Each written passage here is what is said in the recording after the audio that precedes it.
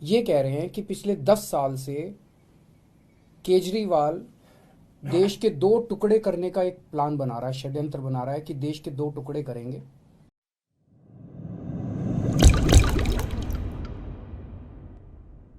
जब आप किसी को एक गिलास पानी देते हैं तो आप उसे देते हैं जिंदगी के कुछ घूंट। तो क्यों ना हो वो हर घूंट हेल्दी और 100% प्योर। घर लाइए यूरोफोब्स वाटर प्यूरिफायर्स। यूरोफोब्स प्योर वाटर सोल्यूशन। अगर कोई प्रश्न है तो सर, प्रधानमंत्री और उसके अलावा राहुल गांधी जो हैं उनके बयान सामने आए, यहाँ पर हमला बोल रहे हैं एक खास बयान को लेकर, उस पर आपका क्या कहना है? ये जैसा मैंने कहा कि ये सारे इकट्ठे हो गए हैं। ये मोदी जी, प्रियंका गांधी, राहुल गांधी, चन्नी साहब, सुखबीर बादल, कैप्टन अमरिंदर, सिद्धू, ये सारे इकट्ठे हो गए हैं। और सारे ये क्या कह रहे हैं, पिछले कुछ दिनों से मैं देख रहा हूं ये क्या आरोप लगा रहे हैं।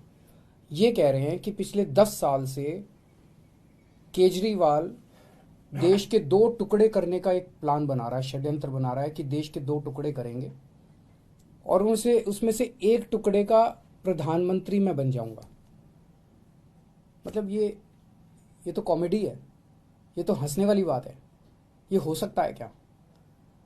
10 साल से केजरीवाल एक प्लान बना रहा है कि देश के दो टुकड़े करूंगा और मैं उसमें से एक का प्रधानमंत्री बन जाऊंगा। तो मैं पूछना चाहता हूं ये तो इसका मतलब मैं बहुत बड़ा आतंकवादी हो गया।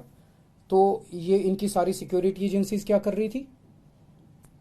पिछले 10 साल में 3 साल तो कांग्रेस की सरकार थी। कांग्रेस वालों ने क्या किया? सो रहे थे वो लोग। 7 साल से बीजेपी की सरकार है, केंद्र में मोदी सरकार है। मोदी जी ने क्या किया? मेरे को गिरफ्तार क्यों नहीं किया? इनकी एजेंसीज क्या कर रही थी अभी तक? तो ये ऐसी हास्यास्पद बात है जिसको मतलब सुन के ही हंसी आती है। और शायद मैं दुनिया का सबसे स्वीट आतंकवादी होऊंगा जो लोगों के लिए अस्पताल बनवाता है, लोगों के लिए स्कूल बनवाता है, बुजुर्गों को तीर्थ यात्रा पे भेजता है। आज तक तो मैं समझता हूं कि दुनिया में ऐसा कोई आतंकवादी पैदा नहीं हुआ जो सड़कें बनवाता है, पानी बनवाता है, बिजली ठीक करता है, लोगों को बिजली फ्री देता है, लोगों की सेवा करता है। ऐसा तो आतंकवादी आज तक कभी पैदा ही नहीं हुआ होगा। और बड़ी इंटरेस्टिंग चीज है, इसका जरा सा सीक्वेंस अगर हम देखें, राहुल गांधी जी ने सबसे पहले ये आरोप लगाए मेरे ऊपर। अगले दिन प्रधानमंत्री जी ने वही भाषा इस्तेमाल की जो राहुल गांधी ने इस्तेमाल की। अगले दिन प्रियंका गांधी ने वही भाषा इस्तेमाल की।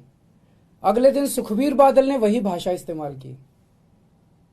मेरे को कुछ मेरे लोग कह रहे थे जी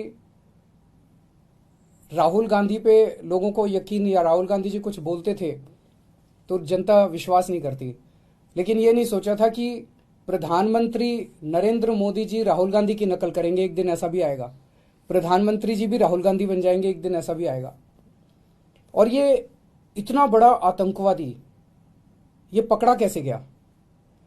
पिछले 10 साल में, 7 साल में, जब से मोदी सरकार आई है, इन्होंने मेरे घर पे, मेरे दफ्तर पे दिल्ली पुलिस की रेड कराई, उसमें कुछ नहीं मिला। इन्होंने मेरे पे इनकम टैक्स की रेड कराई, ईडी की रेड कराई, सारी एजेंसीज की रेड कराई, मेरे दफ्तर में, मेरे बेडरूम तक पहुंच गए, किसी भी एजेंसी को कुछ नहीं मिला।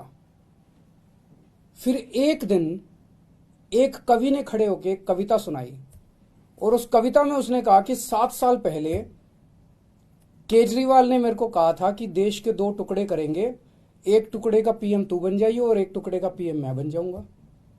और उसके बाद राहुल गांधी ने ये बात कही। प्रधानमंत्री जी ने राहुल गांधी की स्पीच देखी, तब प्रधानमंत्री जी को समझ में आया कि इतना बड़ा आतंकवादी इस देश के अंदर पनप रहा है। ये तो शुक्र हो उस कवि का जो उसने इतना बड़ा आतंकवादी पकड़ लिया, नहीं तो इनकी सारी एजेंसीज नहीं पकड़ पाई थी। मतलब ये चल क्या रहा है? ये नौटंकी बना दी है इन लोगों ने। देश की सबसे बड़ी 2 पार्टियां, नेशनल पार्टियां, उनके टॉप के नेता मिलके देश की सुरक्षा का मजाक उड़ा रहे हैं।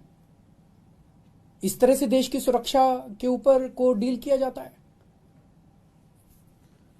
मैं समझता हूं कि आतंकवादी 2 किस्म के होते हैं। एक वो आतंकवादी होते हैं जो जनता में खौफ फैलाते हैं, और एक वो आतंकवादी होते हैं जो भ्रष्टाचारियों में खौफ फैलाते हैं। आज ये सारे भ्रष्टाचारी इकट्ठे हो गए हैं, सारे चोर लुटेरे ये सारे इकट्ठे हो गए हैं, और ये मिलके इनको मेरे से डर लग रहा है। एक तरह से इन लोगों के लिए मैं आतंकवादी हूं। जनता के लिए तो मैं स्कूल बनवाता हूं, जनता के लिए अस्पताल बनवाता हूं, लेकिन इन लोगों के लिए मैं आतंकवादी हूं।